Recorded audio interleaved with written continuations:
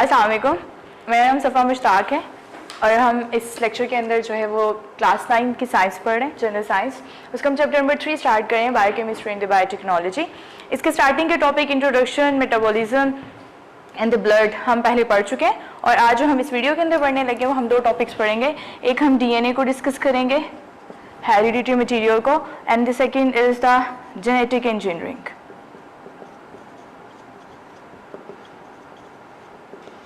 तो ये दो टॉपिक हम जो है यहाँ पे डिस्कस करने जा रहे हैं। तो सबसे पहले हम DNA के बारे में देखते हैं।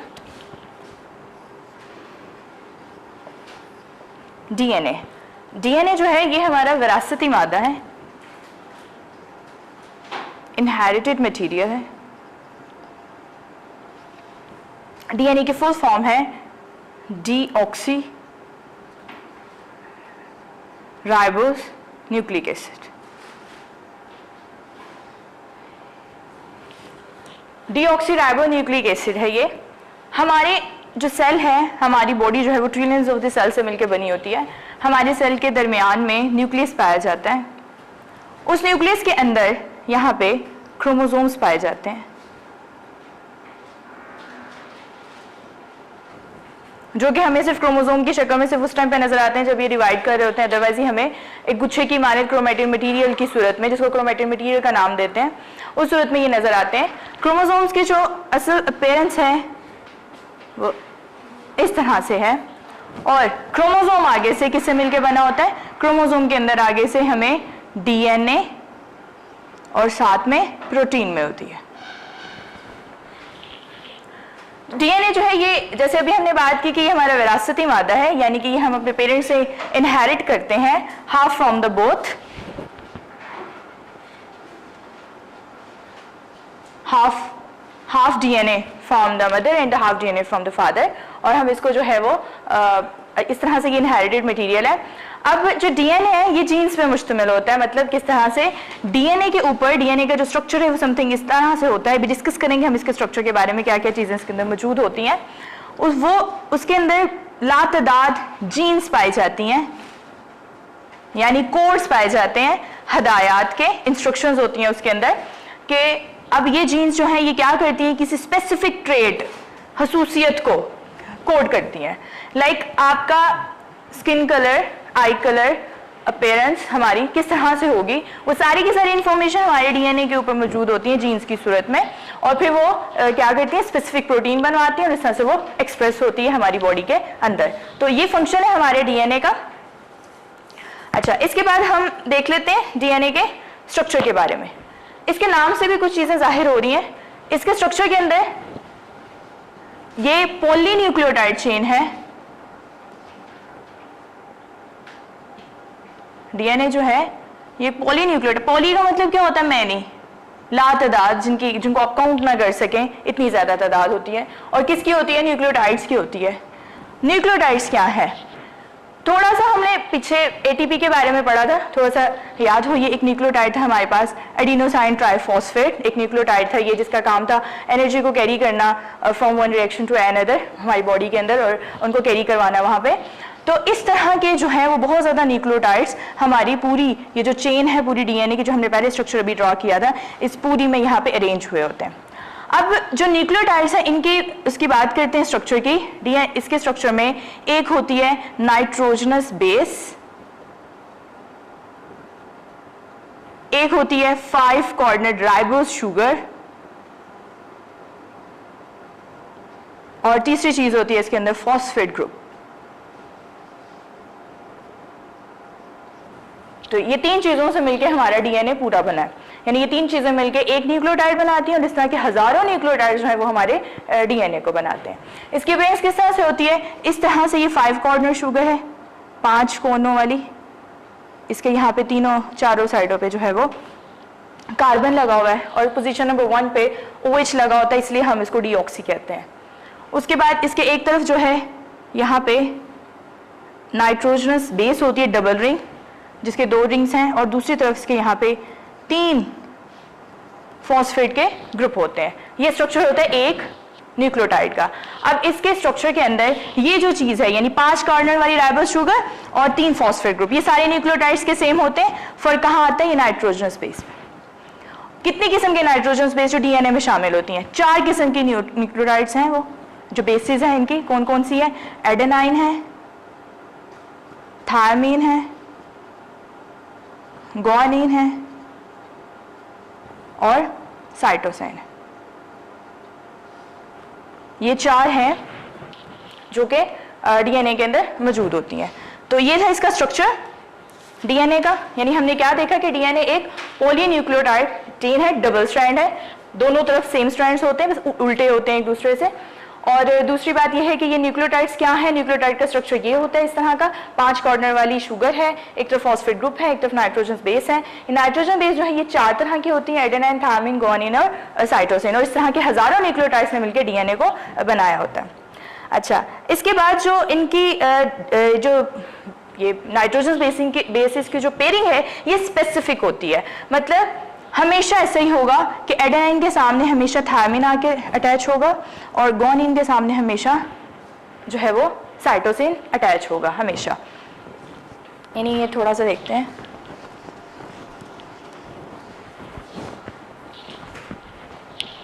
ये इस तरह से ये एक स्ट्रैंड है इसका, अगर इधर एडेनाइन है तो इसके साथ यहाँ सामने आके थायमीन लग जाएगी, साइटोसिन है तो इसके सामने लाजमी यहाँ पे ग्वानिन लगी होगी, और ये दूसरी तरफ से ये वाली चेन इस तरह से लाइक करेगी। इन दोनों के बीच में बॉन्ड, ट्रिपल बॉन्ड, इधर डबल बॉन्ड, फिर ट्रिपल बॉन्ड और फिर डबल बॉन्ड। तो इस तरह से ये पूरी की पूरी चेन जो है इस तरह से ये अरेंज होती है।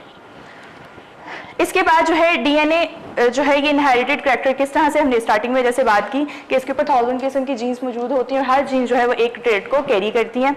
हमारी बॉडी के अंदर जो है वो टोटल 46 क्रोमोसोम्स पाए जाते हैं, यानी 46 डीएनए पाए जाते हैं एक सेल के अंदर, और ये मौजूद होते हैं पेयर्स की सूरत में, 23 पेयर्स में मौजूद होते हैं ये। और जो जितने भी क्रोमोसोम हैं, जितने भी डीएनए हैं, वो सारे अलग अलग जीन्स को कैरी करते हैं। तो यानी हर क्रोमोसोम के पार्ट का अपना यहाँ पे रोल है किसी भी इनहेरिटेड करैक्टर को अपीयर करवाने में।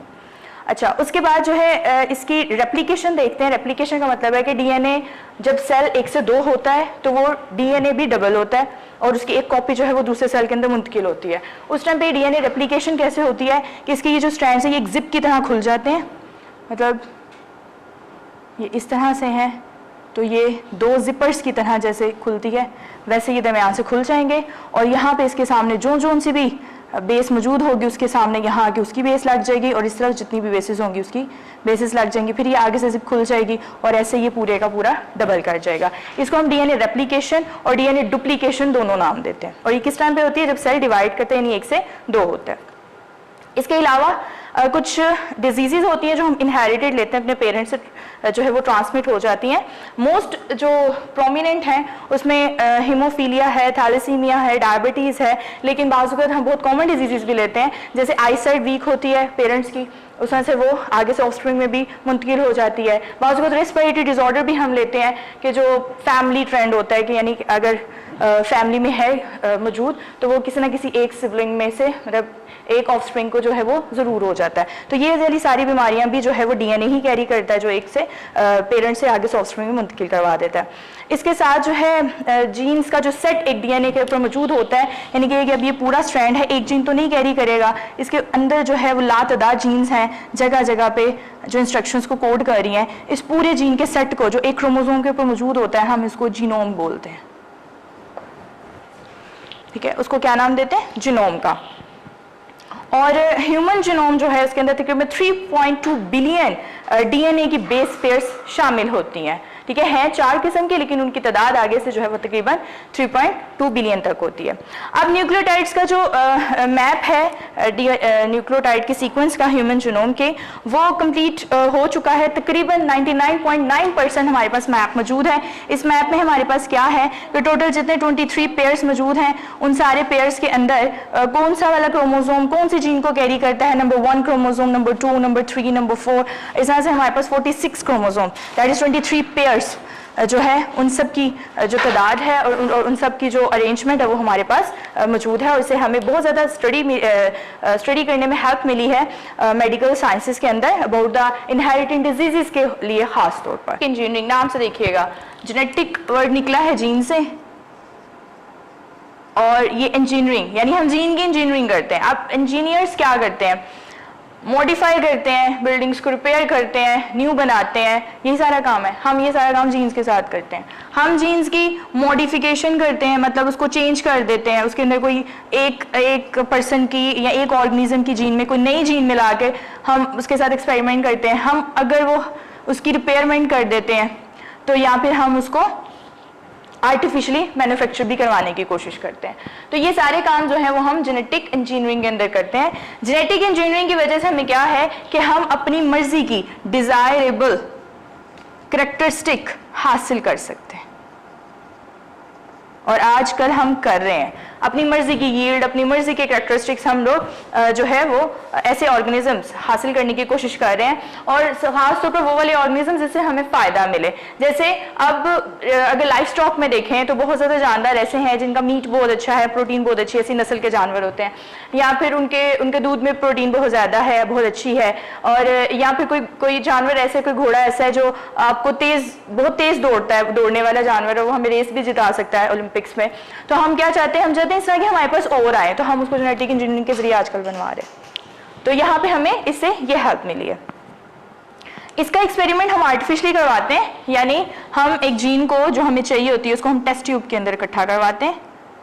ये शीशे की बनी हुई ट्यूब सी होती है, तो उसके अंदर हम इकट्ठा करवाते हैं और उसको फिर हम नेक्स्ट जानदार, नेक्स्ट ऑर्गेनिज्म के अंदर हम उसको मुंतकिल कर देते हैं। इसका थोड़ा सा प्रोसेस अभी हम देखेंगे आगे। अच्छा, इसके बाद जो है जेनेटिक इंजीनियरिंग के लिए करवाने के लिए, ह्यूमन वेलफेयर के लिए हम ट्रांसजेनिक ऑर्गेनिज्म बनवाते हैं। ट्रांसजेनिक ऑर्गेनिज्म किसको कहते हैं? ट्रांसजेनिक ऑर्गेनिज्म उसको कहते हैं जिसका जीन हम चेंज करते हैं for the experiment. Transgenic organism ये वो ऑर्गेनिज्म है जिसके अंदर हम इन विच फॉरेन जीन जो है उसको हम इंट्रोड्यूस करवाएं। ठीक है, उसको हम क्या बोलते हैं? ट्रांसजेनिक जानदार। पहले हम इसके प्रिंसिपल्स देखते हैं जो आपकी बुक में डिस्कस किए, फिर हम एक एग्जांपल इसके अंदर कोड करेंगे। जेनेटिकली मॉडिफाइड ऑर्गेनिज्म भी ऐसे जानदार को कहते हैं जो यानी कि जिसका जीन हमने चेंज कर दिया, मॉडिफाई कर दिया, उस जानदार को भी हम ट्रांसजेनिक जानदार कहते हैं। क्या करवाया जाता है? सबसे पहले आप क्या करते हो, आप उस ऑर्गेनिज्म को पहचानते हो जिसे आपको जीन चाहिए। ठीक है, तो आप क्या करते हो, उससे जीन ऑफ इंटरेस्ट हासिल करते हो, यानी आपको जो जीन चाहिए, जो आप बनवाना चाह रहे हैं, पहले उसको क्या किया जाता है, उसको सिलेक्ट किया जाता है, उसको आइडेंटिफाई किया जाता है। उस ऑर्गेनिज्म को जिसे आप ये लेते हो, उस ऑर्गेनिज्म को हम डोनर कहते हैं, देने वाला। ठीक है, जिसकी आप जीन ऑफ इंटरेस्ट लेते हो। फिर उस डोनर उसके अंदर जो है आप क्या करते हो, उसमें से जीन को रिमूव करवाते हो, और वो जीन रिमूव होने के लिए वहां से खास किस्म के एंजाइम लगते हैं। उन एंजाइम्स की हेल्प से उस जीन्स को कट किया जाता है, फिर उसको हम क्या करते हैं, कन्वर्ट करते हैं उस जीन को डीएनए में, और कन्वर्ट करने के बाद हम इंट्रोड्यूस करवा देते हैं उसको रेसिपिएंट के अंदर, जिसको हमने सेलेक्ट किया था एक्सपेरिमेंट के अंदर, उसके लिए उसके अंदर हम उसको इंट्रोड्यूस करवा देते हैं। इसकी एग्जांपल हम एक देखते हैं। जैसे हम इंसुलिन बनवाना चाहते हैं फॉर एग्जांपल। अब इंसुलिन बनवाने के लिए हमारी बॉडी के अंदर इंसुलिन कहाँ बनती है? पेंक्रियाज के अंदर। पेंक्रियाज के सेल, यानी यहाँ पे हमने लिया ह्यूमन सेल। ठीक है,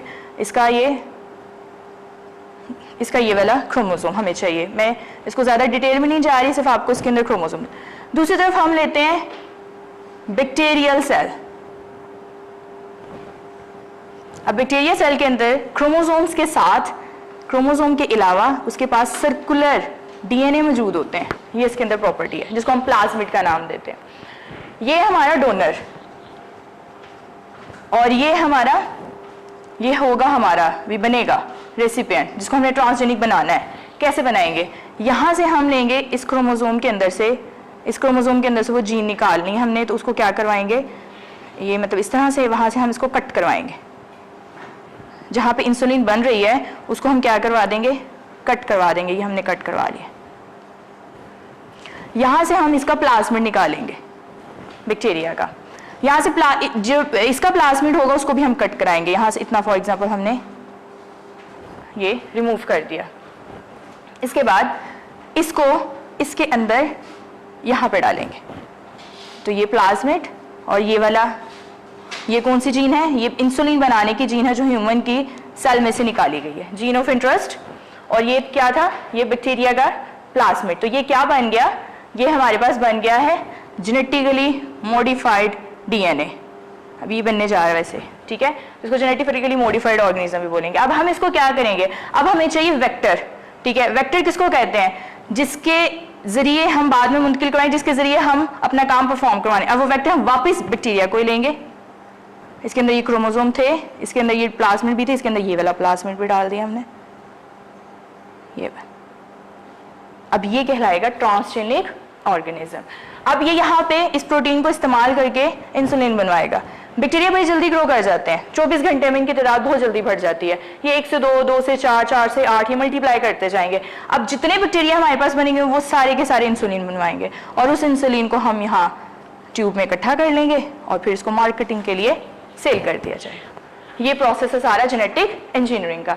यानी ये डोनर सेल है हमारे पास, ह्यूमन सेल, इसमें से हमने जीन ऑफ इंटरेस्ट को कट करवाया। उसके बाद ये बैक्टीरिया हमारे पास जो है ये हमने ट्रांसजेनिक बनवाना, ये रेसिपिएंट कहलाएगा, इसका भी हमने डीएनए निकाला, प्लाज्मिड जिसको कहते हैं, उसके डीएनए को कट करवाया, इसकी जीन जो निकाली थी इसको उसके अंदर इंसर्ट करवा के ये बना दिया। इसको फिर दोबारा से बैक्टीरिया के अंदर डालेंगे, बैक्टीरिया ग्रो करेगा और इंसुलिन बनवा देगा। ये हमारे पास किसका प्रोसेस है, जेनेटिक इंजीनियरिंग की बेस है। अच्छा, अब हम इसके सिग्निफिकेंसेस देख लेते हैं, हमने इसको कहाँ कहाँ पे यूज किया है। तो सबसे पहले इसका सिग्निफिकेंस हम एग्रीकल्चर में देखते हैं। एग्रीकल्चर में हमने हाई यील्ड प्लांट्स बनवाए हैं,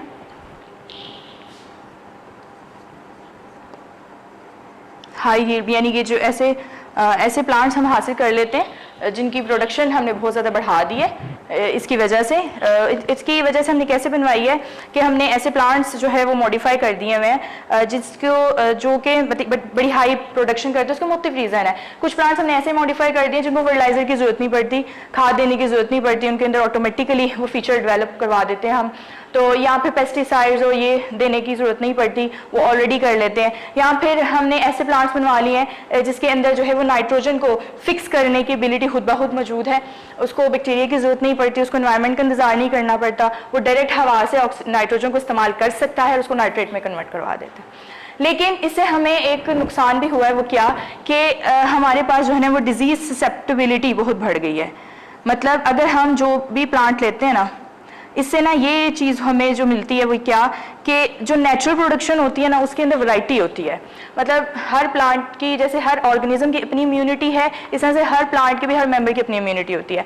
लेकिन जब हम आर्टिफिशियल चीज़ बनाते हैं ना, तो हम जिस ऑर्गेनिज्म को बेस लेते हैं सारे ऑर्गेनिज्म उसी तरह के बनते हैं, यानी कि वो पूरी क्रॉप, वो पूरी प्रोडक्शन एक तरह की होती है। तो अगर उसके अंदर किसी बीमारी के लगने का चांस है, उसकी इम्यूनिटी नहीं है, वो जल्दी उसको कर लेगा, तो वो क्या होता है कि वो सारी की सारी फसल खराब हो सकती है। ये चीज़ है जिसके लिए अभी भी हम लड़ रहे हैं। दूसरी चीज़ न्यूट्रिशनल वैल्यू, वो चीज़ जो हम इससे बनवा रहे हैं उसके अंदर ग़िज़ाइयत ज़्यादा है as compare to artificial growing plants के निस्बत। हर्बिसाइड्स और पेस्टिसाइड्स, ठीक है, इसको हमने इंट्रोड्यूस करवाया। अब हम ये डाल के हर्बिसाइड्स और पेस्टिसाइड्स को डलवा के तो हम क्या कर लेते हैं कि जो अनवांटेड जड़ी बूटियाँ होती हैं प्लांट के इर्द गिर्द, को पेस्ट होते हैं, हम उसको किल करवा देते हैं और उससे भी जो इकोनॉमी है, जो यील्ड है, वो इम्प्रूव कर जाती है। इंक्रीज शेल्फ लाइफ, यानी अब प्लांट्स जो हैं, फ्रूट जो हैं, वो ज़्यादा देर तक स्टोर रहते हैं। यानी पहले जब दरख्त से उतार लिए जाते थे प्लांट से, उस फ्रूट को जो है वो रिमूव कर दिया जाता था तो ज़्यादा देर तक वो नहीं रहता था, वो एनवायरनमेंट उसको गला सड़ा देती थी। लेकिन अब उसकी लाइफ बढ़ चुकी है ड्यू टू जेनेटिक इंजीनियरिंग, हमने उसको मॉडिफाई करके बनवाते हैं। फिर नाइट्रोजन फिक्सिंग एबिलिटी बढ़ गई है इसकी। अब प्लांट जो है वो नाइट्रोजन को फिक्स कर सकते हैं डायरेक्ट और उसको इस्तेमाल कर सकते हैं, नाइट्रेट में कन्वर्ट करवा के इंतज़ार नहीं करते। और इसके अलावा जो है फ्रूट्स की क्वालिटी भी जो है वो इंक्रीज़ हो गई। इसी तरह से लाइफ स्टॉक के अंदर बात करें, इनके मवेशियों के बारे में, वो भी हमने क्या कर दिया, एनिमल्स की यील्ड भी हमारे पास ज़्यादा होगी। जैसे कि हमने स्टार्ट में बात की थी, एनिमल्स जो हैं वो भी हाई यील्ड देते हैं हमें। हाई यील्ड किस चीज़ की, यानी कि हम लोग अब अच्छी प्रोटीन वाला मीट हासिल कर सकते हैं, दूध हासिल कर सकते हैं, यानी इन चीज़ों में हमें बहुत ज़्यादा फ़ायदे हुए हैं। उसके अलावा हमने क्रॉस ब्रीडिंग से बहुत ज़्यादा ऐसे जानदार भी बनवाए जो आर्टिफिशियली होते हैं। इसके साथ जो है शॉर्ट टाइम फॉर ब्रीडिंग, यानी कि लंबा चौड़ा इंतज़ार नहीं करना पड़ता हमें कि इतने सीज़न के बाद जो है यानी इतने टाइम के बाद जो है वो न्यू इंडिविजुअल पैदा होगा, हम उसको आर्टिफिशियली जो है वो थोड़े टाइम में ग्रो करवा लेते हैं, यानी आर्टिफिशियल ब्रीडिंग करवाते हैं हम। और यही सीन प्लांट्स के साथ भी है, हमें सीज़न का इंतजार नहीं करना पड़ता कि मौसमी फल है, ये मौसम आएगा तो ये ग्रो करेंगे, इसको इन्वायरमेंट मिलेगा, हम खुद वो इन्वायरमेंट दे के भी इसको ग्रो करवा लेते हैं। बिल्कुल इसी तरह से हम एनिमल्स को भी करवा लेते हैं। डिजीज़ कंट्रोल जो है इसके साथ हमने बहुत ज़्यादा बीमारियों को भी कंट्रोल कर लिया है जो मवेशियों के अंदर फैलती थी और जिसकी वजह से उनकी जो है वो अमवात हो जाती थी। उसके अलावा क्लोनिंग सबसे इम्पॉर्टेंट जो फीचर आ गया है बायोटेक्नोलॉजी का, ये जो हम पढ़ रहे हैं बायोटेक्नोलॉजी ही है। बायोटेक्नोलॉजी में कोई भी ऐसी चीज़ जिसके अंदर हम लोग लिविंग ऑर्गेनिज्म को इस्तेमाल करके मैनकाइंड के वेलफेयर के लिए इस्तेमाल करते थे वो सारा इसी में आ जाता है। जेनेटिक इंजीनियरिंग बायोटेक्नोलॉजी ही है। तो क्लोनिंग जो है ये भी एक जेनेटिक इंजीनियरिंग या बायोटेक्नोलॉजी, आप कोई भी वर्ड यूज़ कर लें, उसके अंदर है। क्लोनिंग का मतलब होता है कॉपीज़ बनवाना, क्लोन प्रिपेयर करवाना, यानी इसके अंदर हम एक सेल लेते हैं जानदार का और उससे हम उसकी कॉपीज़ तैयार करवा लेते हैं। ठीक है, ये भी वैसे एक्सपेरिमेंट, थोड़ा सा मैं इसकी बेस थोड़ी सी बताऊं। इसके अंदर हम क्या करते हैं, एक एनिमल लेते हैं, फॉर एग्जांपल हम जो है वो हॉर्स की करवा रहे हैं, यहाँ पे हम एक मेल हॉर्स लेंगे और एक फीमेल हॉर्स, इसका हम एग रिमूव करवाते हैं और इसका भी हम जो है वो गेमेट्स पर मूव करवाते हैं और इसका जो न्यूक्लियस है इसको निकाल के इसका जो न्यूक्लियस है उसको वहाँ पे इम्पार्ट करवा देते हैं, यानी इसका रिमूव करवा देते हैं और उसकी जगह इसको वहाँ पे इम्पार्ट करवा देते हैं। थोड़ी देर टेस्ट ट्यूब के अंदर इसको ग्रो करवाते हैं। जब ये एक एम्ब्रियो बना लेता है, जाइगोट के बाद एम्ब्रियो बना लेता है, उसके बाद उसको दोबारा फीमेल बॉडी के अंदर इम्प्लांट करवा देते हैं, तो वो बिल्कुल वही कॉपी बनाएगा जिसका आपने न्यूक्लियस इस्तेमाल किया था। एक दफ़ा में रिजल्ट नहीं मिलता तो 2-3 दफ़ा बल्कि काफ़ी दफ़ा इस एक्सपेरिमेंट को रिपीट करवाया जाता है, तब तक जब तक कि हमें अपनी मर्जी का जानदार नहीं मिल जाता। इसकी वजह से भी हमने अब बहुत ज़्यादा वैरायटीज़ जो है एनिमल्स की तैयार करवा ली हैं। इसके साथ क्रॉप्स को बेटर करने के लिए हमने क्या किया है, वीट किलिंग एबिलिटी, ठीक है, ऐसे केमिकल्स जो है वो इंट्रोड्यूस करवाती हैं जो इसके इर्द गिर्द जो जड़ी बूटियाँ हैं या फिर ऐसे पेस्ट हैं उनको किल कर देती थी। इसी तरह से पेस्ट रेजिस्टेंस बना दिया हमने, ऐसे जानदार ग्रो करवा दिए जिनके अंदर ऑलरेडी पेस्ट के लिए जो है वो रेजिस्टेंस मौजूद होती थी, यानी कि वो उसको नुकसान नहीं पहुंचा पाते थे, डिजीजेस नहीं फैला पाते थे।